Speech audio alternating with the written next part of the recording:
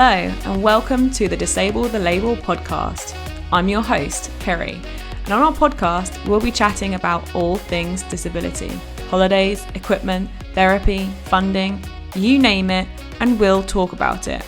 We want to empower and support parents of disabled children across the UK whilst they navigate their child's life.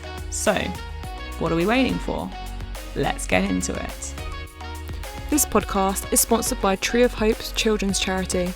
They help children and young people with disabilities and illnesses by supporting their families to raise the funds they need to pay for specialist care that is not freely available through the NHS. If you want to find out more about Tree of Hope, check out our app, Disable the Label. This week's podcast, we're joined by Dan. Dan has been on a previous few podcasts before, and he has a lot of experience within sport, so we wanted to chat everything to do with sport. Right, let's get into it. Hello and welcome to the podcast. Today we have Dan. Dan, welcome. Hello. This is Dan's third podcast. You know, he's a pro at this now. So, but just in case people haven't, heard who you are, introduce yourself to the listeners. So I'm Dan. I am one of the ambassadors for Disable the Label, which I'm really proud of. I am a javelin thrower, a para javelin thrower, and I have cerebral palsy on my left-hand side. And I work as a nursery nurse as well in Essex. Cool. So we decided, Dan and I, to chat a little bit more about sport, how he got in. Well, in his previous podcast, he's talked about how he got into sport. But we're going to talk about, because he has a lot of experience in this sense of becoming a para-athlete and being into sport both in a para-athlete kind of setting and an able-bodied setting. So he kind of mixes between the two. I think he has like kind of a lot of experience with this. So when you during your sporting, like, I suppose, career as such, have you had to explain your disability to others within sports? So say, for example, when you're doing like able-bodied sport.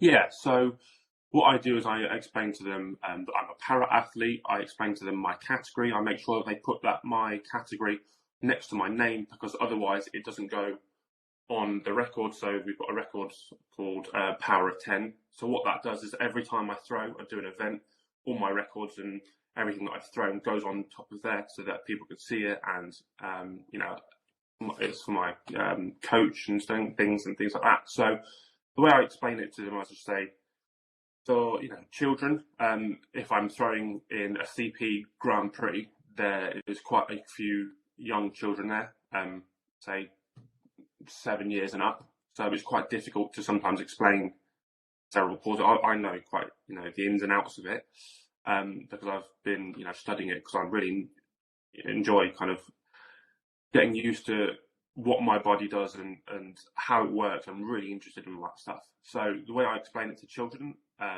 those sort of ages, I sort of say it's a handicap, because to them, like I explained on the last podcast, if I explained to my 2-year-olds at work, if I was explaining I've got cerebral palsy, they have no idea what that is.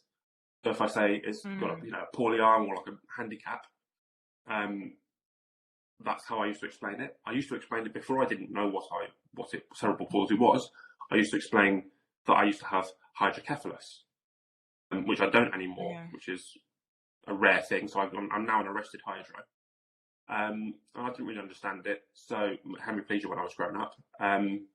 But yeah, the way I explained it to them was I had a handicap. And to adults, when I'm at competitions and or playing sports, I explain it now in full, what I can do and what I need help with, and what the implications of what implements I need. Say whether I'm throwing the javelin, everybody else throws a higher weight than I do. So I have to explain to them, this is the weight that I need to throw because this is my category. And that's what disabled people throw, not the higher weight. So that's why I explain what Yeah. disabilities to people.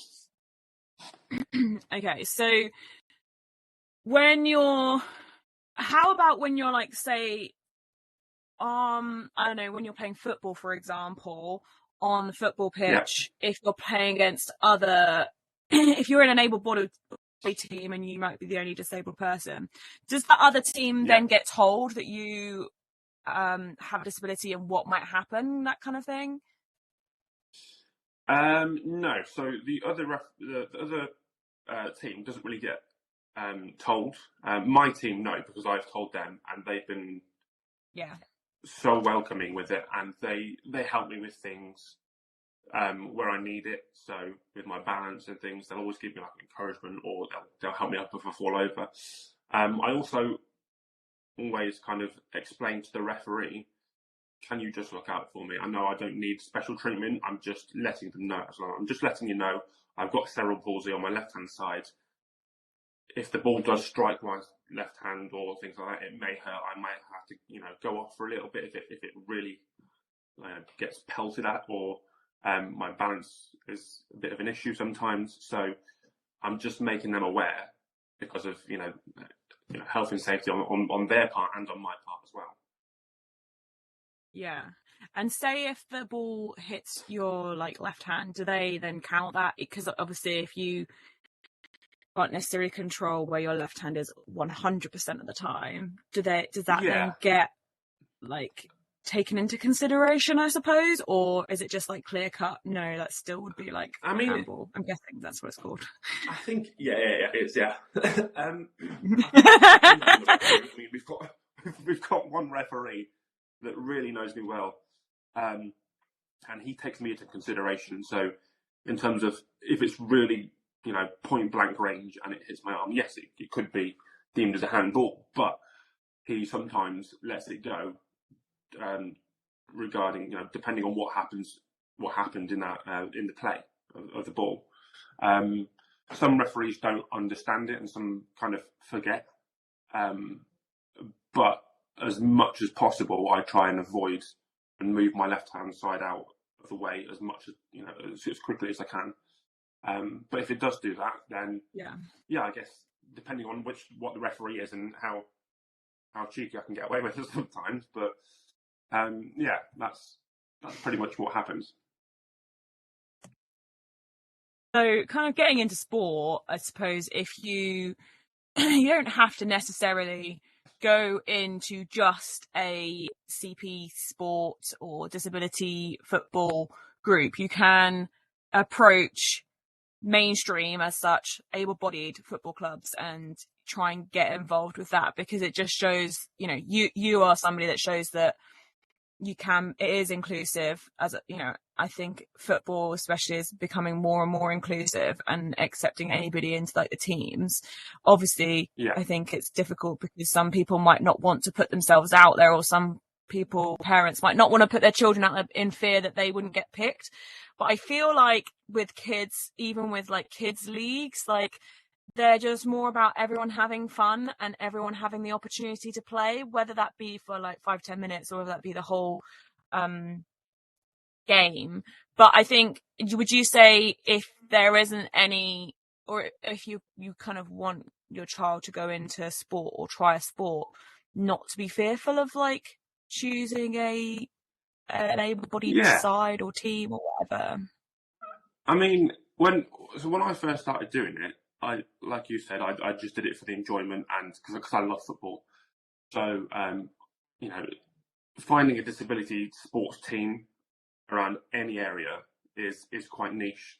So, even though football is massive, there is very few teams around everywhere, because it's difficult to to A, get the funding, and B, to try and organise a squad together that does it weekly and does just training and things like that. So yeah, I'd encourage parents to get their children doing both able-bodied sport and more disability sport, because of the disability side. In my experience, I really enjoyed playing with other disabled people because I didn't feel alone.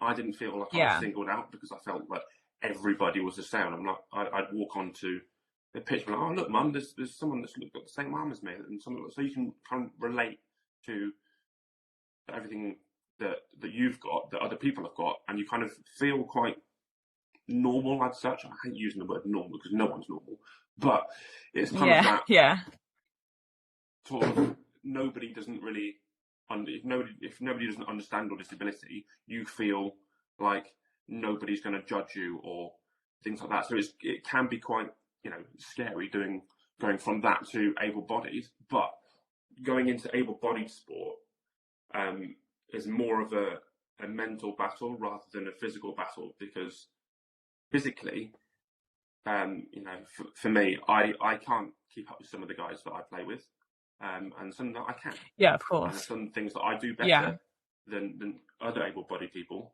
because I've got strengths in here. But it's just the mental battle in terms of knowing that everything will be okay. And if you find a team that will accommodate you and make sure that everything that you're doing is that is going to benefit you. So I'd tell the people that in my squad that I've explained my disability and I explained the things that I can do and things that I need help with. So I think it's good to have a bit of a mix, because when and if you get better at football, or if you get better at any part of your sport, and you want to train more and you want to take it more seriously instead of just taking part and just having a bit of fun, the chances are getting a team together like that are very, very few. That's when, for me, for example, when I was 16 or 17, I was playing for West Midlands team, and I made it into the England squad, and I was really happy about that. I'm playing for England. But then as I got older, I moved towns, I moved places, and to try and find again a disability squad is so difficult. So I had to try and branch out and just try and go for an able-bodied squad just to see what it's like. And I mean, it is difficult because you're the only disabled person, and it's like I said, it's a mental struggle in terms of knowing if you're going to fit in.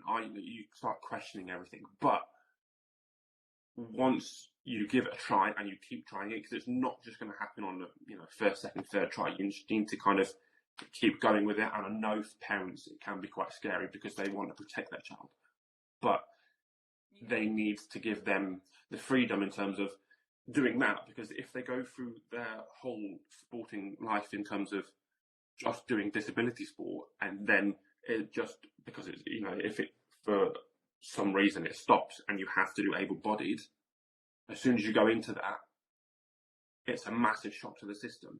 So what I'd say is doing a bit of both gives them a bit of reassurance to know that, do you know what, my son or my daughter is doing able-bodied sports and I'm so proud of them, and it's going to make it better for them in the long run, because then it won't deter them from doing anything, because they know that even though they're playing or doing stuff with able-bodied people, they're trying their best and they can see them having fun. Yeah, I think it's interesting because when you actually think about it, it's I wouldn't say it's easier to find a team when they're younger, but I think it would be a lot harder to find a disability team when you're, say, in your 20s, in your 30s, because if you've only ever played within a disability team, then that has to stop at some point. It does stop at some point. I know the FA are trying to get more disabled groups together. I know in Hampshire they have a specific guy focusing on disability teams, mixed disability, CP teams, that kind of thing, both in kids and adults. But that's just because that area has the funding for that. And I think it's really key for parents to know that actually, if you're putting your child into, say, for example, a football team that is an able-bodied team, and you're explaining to the coaches and to everybody the FA are still aware of that. They kind of are becoming more aware, but also I think it's very different, say, for example, for your age or my age, because that didn't happen as much. It didn't happen that, you know, kids that were had disabilities were mixed or it wasn't an inclusive kind of like era, I suppose. It is a lot more now. And I think if we can do that younger age and just encourage that, one, you're teaching all the other kids on the team about disabilities and that it's absolutely fine. They just may have to do things differently, or, you know, they can encourage them as well. And they grow up with that. So then if, for example, those little kids then grow up into, you know, 20-year-olds, and then they go off to other areas, like, you know, like you said, and those other areas don't have a disability team, and those, you know, older people then want to be within an able body, that person that may be in a different area would be like, well, I've experienced this as a child. Like, yeah, just, you know, he just needs a little bit more allowances, just support him a bit more, but encouraging him, and he can just do it, you know.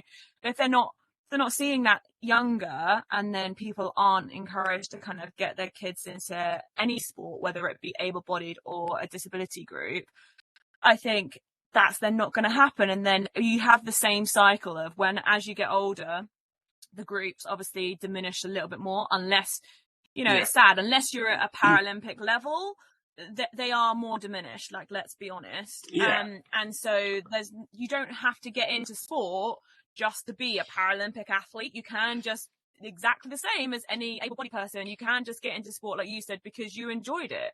You know, you when you moved, okay, you weren't in the England squad anymore, but you still wanted to play football because you enjoyed it. You had the confidence to go to an able-bodied team, and I think if you can instill that into the kids when they're younger, when they're older, they'll still feel that way. And obviously that was like kind of instilled into you. And doesn't mean that there's not going to be any like discrimination. So let's get on to discrimination, because everyone is aware that it happens. Have you had to deal with that, and how have you dealt with it, I suppose? Yeah, I mean, you know, I can't say that everything's going to be perfect in life in terms of, you know, protecting, you know, trying to protect yourself. There are going to be people out there that are just going to be nasty for no reason. So everyone's going to experience it at some point. It's not going to be nice, but if you have the people and the support around you, then it's going to make it, you know, 10 times better. So, you know, as I was growing up, it was quite hard. Secondary school I found really hard. I didn't really feel like I fitted in quite a bit. I got picked on. But I had those couple of close friends around me who supported me, and I've had my family as well, who you know, who supported me through everything. So, you know, my brothers, my sisters, my mum, my dad, they've done everything that they possibly can to try and protect me. But I'd say, you know, now I look back on it, because I'm a bit older and I'm a bit wiser and stuff, I look back at those times and just realise how jealous they were and silly they look, because now I'm proud of who I am, and I'm proud of my disability, and I'm proud to showcase that everything will be okay.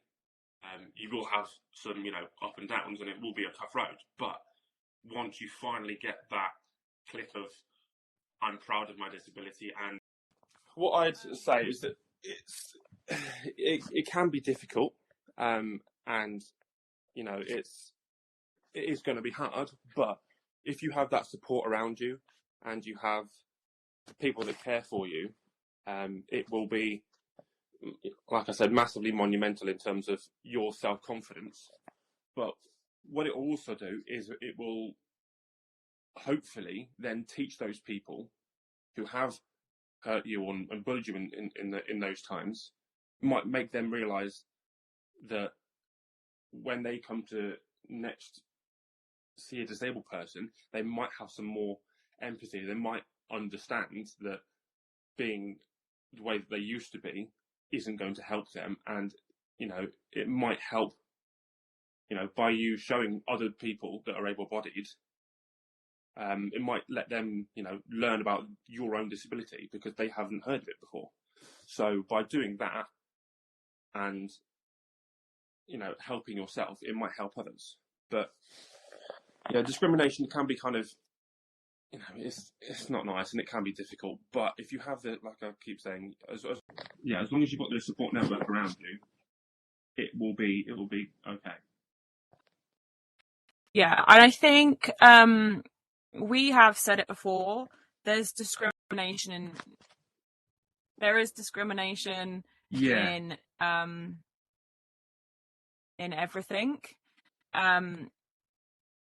Sadly, there's discrimination even within disability sport that people might not be aware of. Like,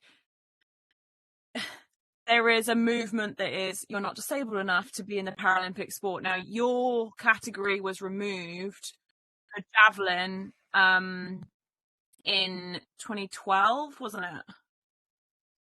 Yes. Yeah. So that meant that if you wanted to compete within the Paralympic sport, you had to focus on shot put and discus, one of the two. Is that correct? You know, it was massively disheartening because I know that you know the stuff that I was doing, I was really excelling at that point, and I just broke through into the point of started training again properly. I started, you know, developing as a person and getting stronger and stuff. Even though I was in school, I took it, you know, more seriously.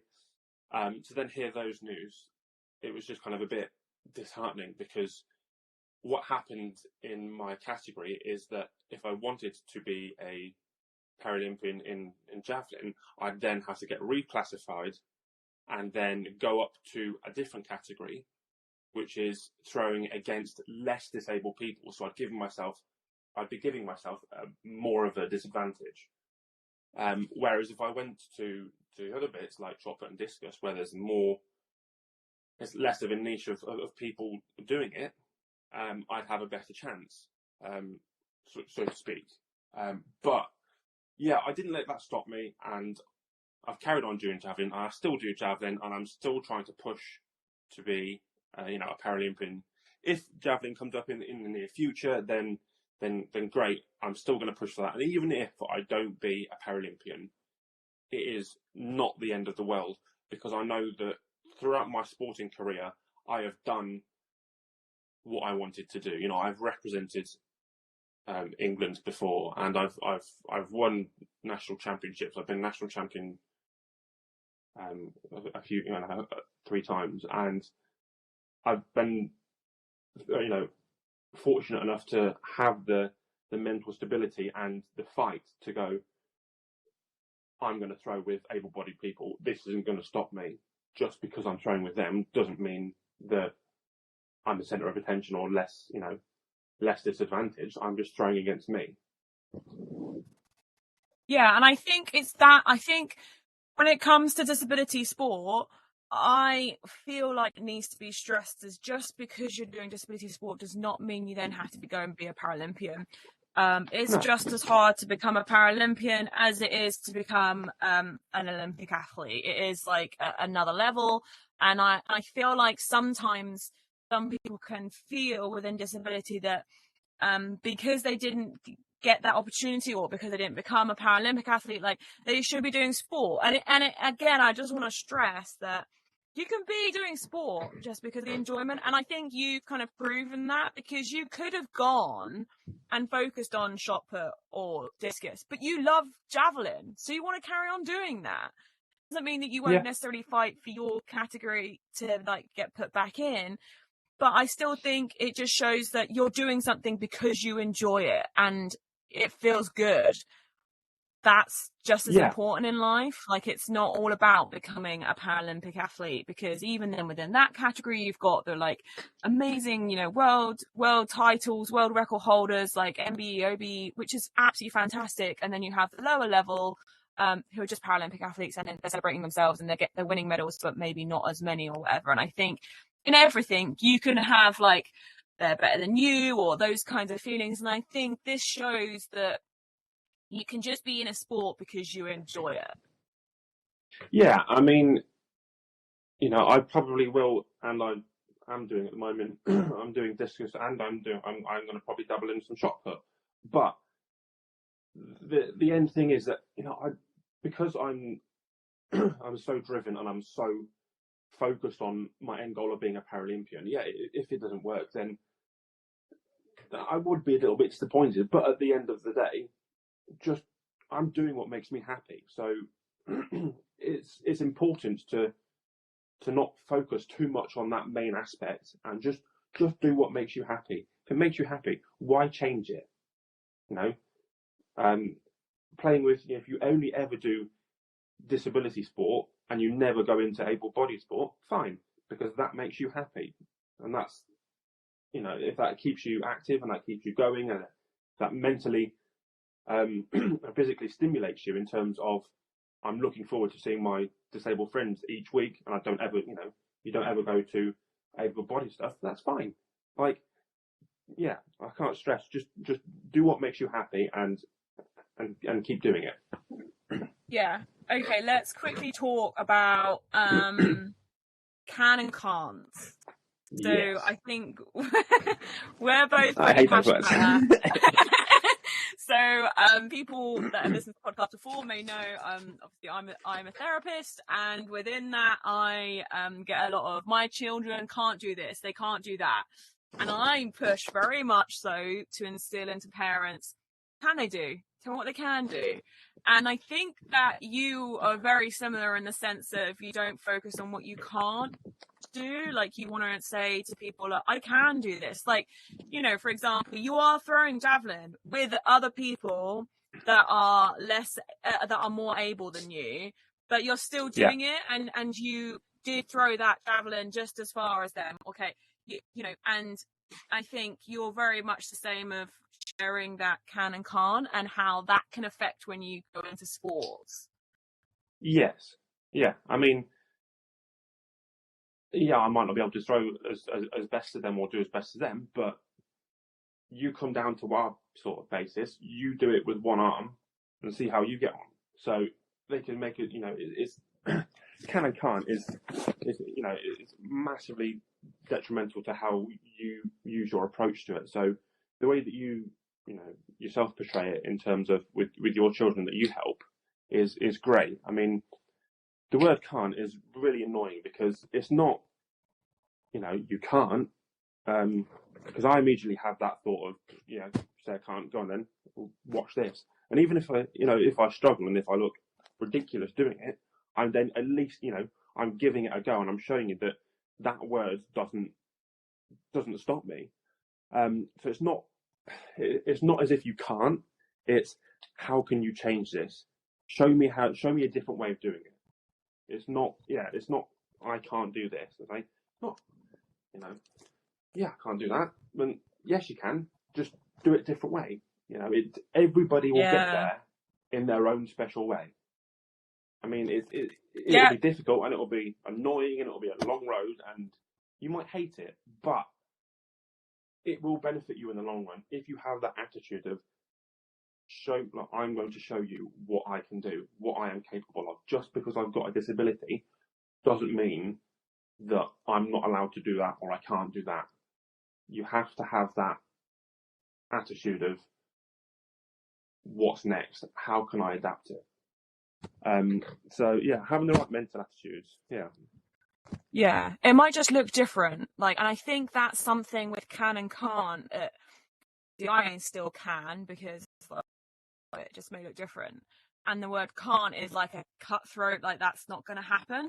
And you're right, you will be able to do something. It just may look differently. And even when I was teaching kind of some siblings sometimes when they would say Frank can't walk, and I would say, well, Frank can walk.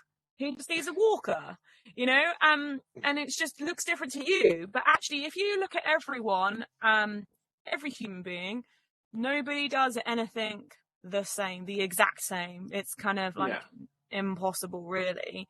And so why is it that we go to can and can't? You can, I can throw the javelin, but I just need a lighter javelin, because as you said, try and do it with one arm, because if you made all those people try and throw that javelin with one arm, obviously you do, it's going to be different for them, and they're not going to be able to do it to the same level as they can with both their arms. That's just factual.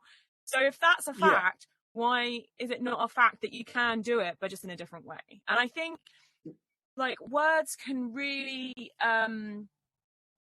be detrimental to some like kids, especially like they're going into it thinking, well, I can't run as fast, you know, like you said, you can't necessarily run as fast as some of the other guys in your like football team. Doesn't mean yeah, you can't run. yeah. Doesn't You're mean you still doing can't it. still play with them. You're still doing it, Yeah, yeah. And sometimes it's not about running really fast. Sometimes it's about the ability to keep the ball, or like be able to pass it to the right person at the right time, or be in the right position to score a goal. And I think that's where everything's overlooked of just, yeah, but that child can't run as fast, so he wouldn't be able to be in that team. And yeah, I think if we just step back a little bit and go, actually, they can. And I think if you're instilling that into your children, and then you are telling that to the people that they're around them, like, you know, a lot of coaches, they don't use can'ts. They do use cans, because it's you don't instill negativity into someone, you still instill positivity, you know. And I think it can be detrimental, but I think if you're wording it in the right way, like using can, or, you know, differentiating things for people, then it can change their lives and they can be part of things that they never imagined was possible. yeah. I mean, I spoke to my mum about this the other day, and I was just saying that some of the kids that I look after, they're saying, "Oh, I can't do this, I can't do that." But then you had one little word, you can't yet.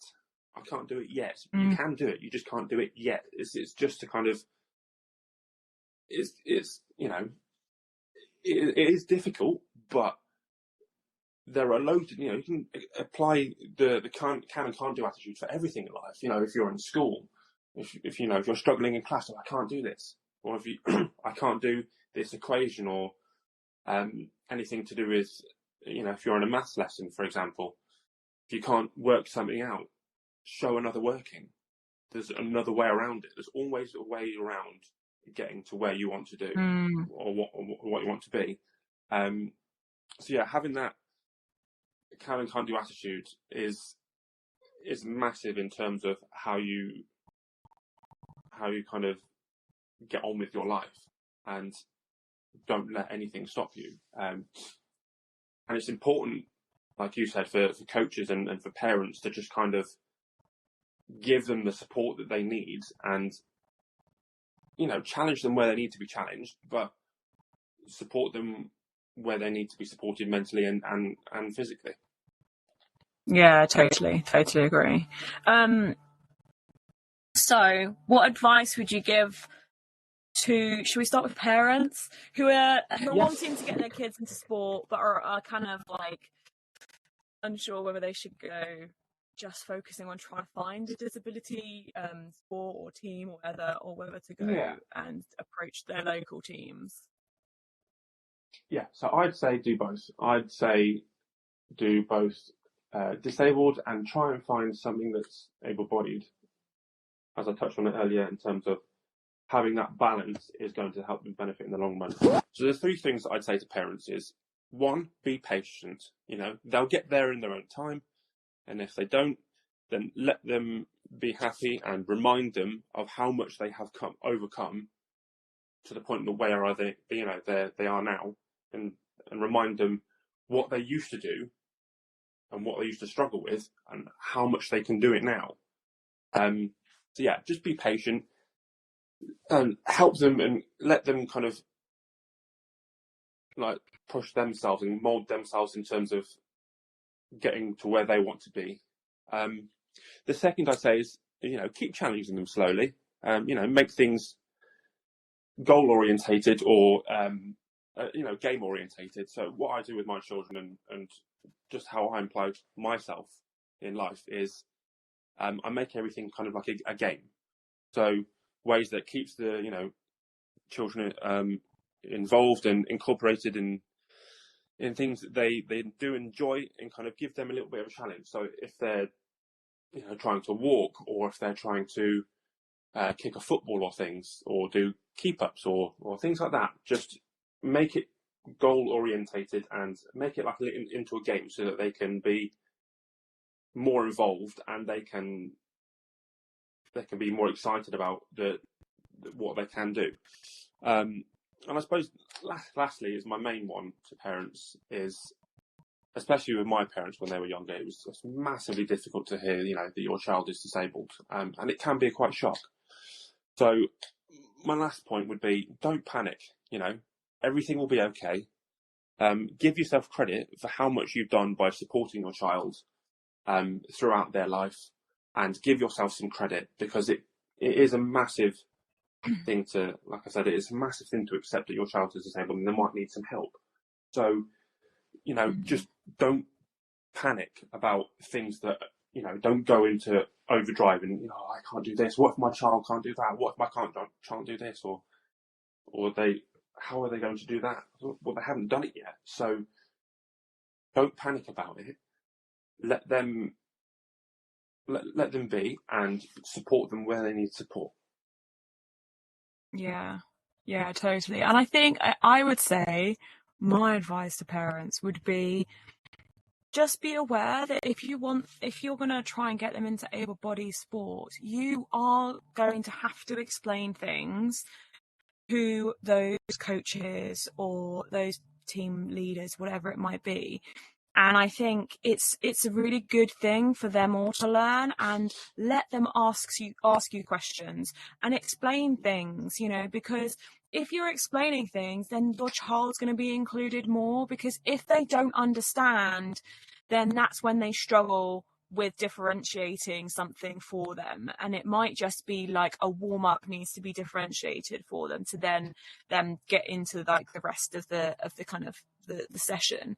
And I think if you are able to go and approach somebody and be willing to explain, because that person may know nothing about disability but want to include them, but just needs that extra support from you as a parent, be willing to give that. I know most parents obviously are, but I think sometimes it can be scary to go and say to a coach, well, I know more about this than you. This is what they need, blah, blah, blah. But also be aware that the coach might be able to find things and ways to do things for them that you wouldn't have even thought about, because they have the training, they have some knowledge of differentiating, because everybody is different, let's be honest. But I think just be open to be able to tell them the things that they need to know, but be open to them making mistakes, because they're learning as they're going too, I think. Like, I don't know whether you would agree with that, Dan. Yeah, I mean, don't be afraid to tell people about your child's disability. It might make them, learn about new disabilities, and they might not understand it. And then when it comes around, and they might have another child that's got the same disability as them, they might go, do you know what? I know what to do now, because I've had that experience of looking after someone who's disabled in my my team or squad or whatever it is. Because I've had that experience of looking after them, I now know how to approach, and I have a better understanding of it. Yeah. Sometimes it's about educating people, because, we're not educated in everything. Okay, what would you give advice to kiddos out there that are wanting to get into sport, whether that be disability or able-bodied? What would you tell them? Do it.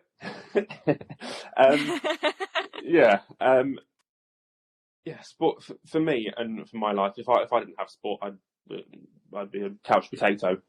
I love sport, and it's made me who I am today in terms of my determination. It's my passion, my joy, everything. Find something that you like, stick to it. Practice. You're going to hate doing it at times, but the rewards will be massive, if you work at it. Don't be scared to showcase your disability. Do not be scared in terms of shying away, because doing that is going to not help you in the long run. And to kind of get to a certain age where you are comfortable with your disability will happen at a steady growth. So as soon as you kind of, I'd say, learn about your disability more, learn how you can adapt things in certain situations. Don't be afraid to fail, because that's how you grow. And that's how you get the yes, I can attitude. Let it fuel your frustration, to going back to what it is and, wanting to finish it. In my instances of when I'm doing things, if I don't do it first time round, I get really, really frustrated and it does my head in. But then I come back to it and I'm like, right, it's really annoying me. I can't finish this. I'm going to finish it one way or another. If it takes me an hour, 2 hours, days, week, whatever it is, I'm going to finish it because I want to get it done. And also don't give up. You may think nothing's ever good enough. You may think you might not be good enough for this. You might not be good enough for the team. You might not be good enough because of your abilities. But remember who you are. Remember how much you've overcome. And I've been there. Don't let it show. Be afraid. Don't be afraid to have weaknesses. I know you've got, your disability is a weakness, but that everybody has strengths and weaknesses. Don't let that define who you are, and make sure that the things that you do are making you happy. And don't be afraid to show off what you can do. Don't be afraid to show that, I've got a disability. Look, you don't need to be centre. It's not about you being centre of attention. It's showing, look, I've got a disability. Look what I can do. I'm just as good as anybody else. I am the same as everybody else. Just because I've got, a cerebral palsy, or if I've got diplegia, and there's loads of different bits about cerebral palsy everywhere. People with upper body bits and people with lower body disadvantages. So, there's loads of different things out there. Don't be afraid to showcase what you can do, because doing that might empower other people and might make them want to work even harder, because they know that you're working as hard as you possibly can and you are exceeding what you're doing. So it might give their other people who are able-bodied, it might give them the drive, because they might then think, they're doing this, and God, if I worked a bit harder, maybe I could be someone better. So it's just a case of, don't be afraid to be who you are. Be proud of your disability and love yourself. Yeah, 100%. I would say also celebrate your achievements, celebrate your little wins, because your little wins are just as big as your big wins. Little wins add up. So I know that if any child or adult has any questions or just wants to ask you some questions, Dan, I know that you're completely open to that. So how can people follow you? Yeah. Where can people find you? So I have a Instagram account. It is Dan_HemiHelp. And it's the same for my YouTube channel. So what I do by YouTube is I'll post posts about fitness tips or things about disability in terms of how I do my life. What I do on my Instagram is I showcase things of my daily living tasks, so what I find difficult and the struggles I have, but here is the adaptations that I use. I've mainly got those two things, but I respond to them all the time, and I've got, I'll get messages from parents saying, can I just ask you any questions? I'm always open. The thing about me and my profile and the way I portray myself on social media is that I am very honest and I am very open about having a disability. I am not sugarcoating that having a disability, because it is tough, but not shying away and showing that the struggles that I get comments on my Instagram in terms of when I'm showing how much I'm struggling at doing something. Parents then see that and think, thank you for showing this, because my son or my daughter struggles with this as well, and I now see how I can adapt and I can help them improve on this thing. You know, it could be the tiniest of things, but I have those two. You know, YouTube. I post monthly things about daily life and fitness tips. If you're in the gym, and I do it on my Instagram as well. Cool, thank you. Thank you very much for coming on and chatting with me about this. I think it's a subject that obviously needed to be talked about, and parents to feel like they can hopefully have some of their questions answered and feel that actually, yes, it's a little bit scary to approach able-bodied teams or sports, but it's just as inclusive, and also that it's just as important to have disability sports if you can. We are both very, very aware that can be difficult in different areas. We know that the Midlands is like a great place to be, which and sometimes some places up north, but everywhere does have different things. It's just it's finding them. So if you need any help with that, please do contact us at Disable the Label. You can email us at info@disablethelabel.co.uk, or you can find us on Instagram, Facebook, Twitter. I don't know how many other ones we have. Just search Disable the Label CIC. You'll be able to find us. So yeah, we like to help people. We've helped a few people that have emailed us saying, you know, we're searching for sport for our daughter or son, and you know, we have contacts and we can get all that information to you. So yeah, thank you very much, Dan. It's been great chatting.